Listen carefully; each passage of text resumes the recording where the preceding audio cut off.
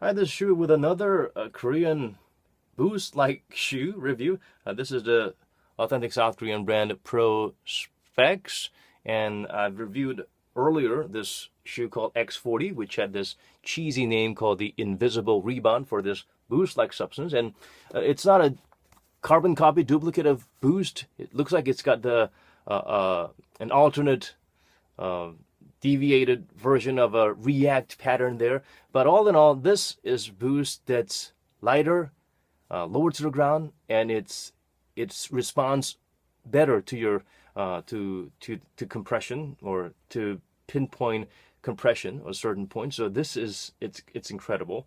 It's better than Boost in my opinion. Personally, I would prefer this to Boost.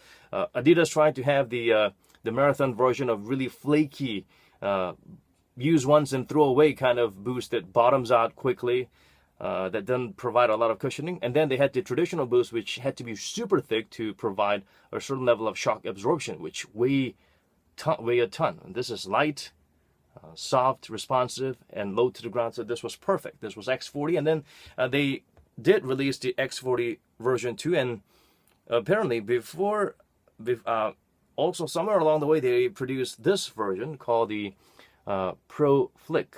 The design feels more casual. It's a little different. It's a interesting departure from this design. Personally, I prefer this for a number of reasons. They do have the difference is this lockdown mechanism. I guess added layer of leather that's also coated with fabric, so it looks more homogeneous with the overall silhouette. So that's a nice little touch. The fit is true to size. You might feel a little bit of a dead space here at the tippy toes, but it's not too intense. The material for the upper, they use a knit type of material, but it's similar to the type of battle knit type of thing that's used, the type of knit material that's used in the LeBron's series.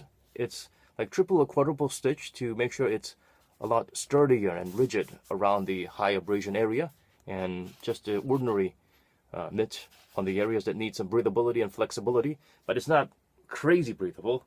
This is actually more breathable. So I guess they tried to go for an upgrade, but they failed. It's decent. It's a carbon copy duplicate of Boost.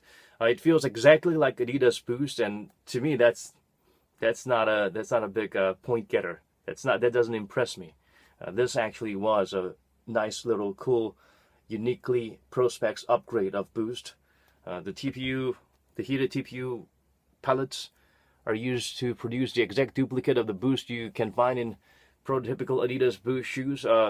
It feels great. It feels good. You do have a clear heel-to-toe drop, as you can tell, but they did put a lot of Boost midsole in it, so it weighs a little bit heavier than this. This weighs about 270 grams for a size 9. This weighs 320 grams for a size 9, so slightly on the heftier side, but not crazy heavy.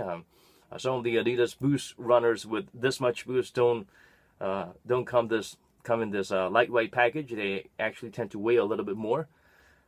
And the outsole, it's an interesting pattern. You can tell this is designed for just casual walking or running, anything that involves forward movement. Not much of a resistance to side lateral movement there. Interestingly, they also carved out the outsole quite a lot to expose the Boost midsole, so that there's a little bit more room for the shock absorption, or the impact. I guess spread the impact around once you're hitting or landing hard on your foot. But again, you need a little bit more of these holy moly parts on the forefoot, because you want the forefoot to be a lot softer than the heel. So probably they should have did a little bit more on the forefoot, or did a little bit less on the heel. There's no containment or anything to provide stability, but the midsole itself is quite wide, as you can tell. It comes down and it's protruding like that to make sure there's a level of stability. It's slightly higher off the ground than the first model, the X40. I don't know why they didn't write that name. I mean, as cheesy as the name sounded, it's good that they've actually came up with their own identity to call it. As bad as Invisible Rebound sounds, they should continue to push that name, unless they're under some I guess, trouble by using that name. Who knows? Anyway, this is a nice little silhouette.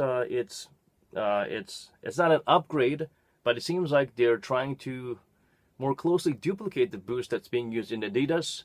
Why do you do that? Please don't. Please come back to what you started at the drawing board. This X40 is way better. But if you want to get a max level of boost cushioning on a runner or a walking shoe at really low price, this retails for less than 90 bucks, and it's selling at discount prices of like $40, $50. So if you're in Korea, or if you can find your way to purchase the shoe, go ahead. It's definitely worth every bang for you. You're getting good bang for your bucks. It's worth every penny or whatever currency that you spend on this. I wish I could help Prospex reach out to a more global consumer. I do get inquiries about where do I get these shoes, or about the size and the fit and whatnot, but I personally would send them. I personally would purchase one to send them to you, whatever country you may be tuning in, if you need them. But most of the times, the inquiries come from people who wear larger sizes. They only, for some reason, come out until they only produce up to size 10, U.S. size 10. So that's a strange decision they made. I wish they would produce bigger sizes, like perhaps up to size 11 or 12. That would certainly open greater doors.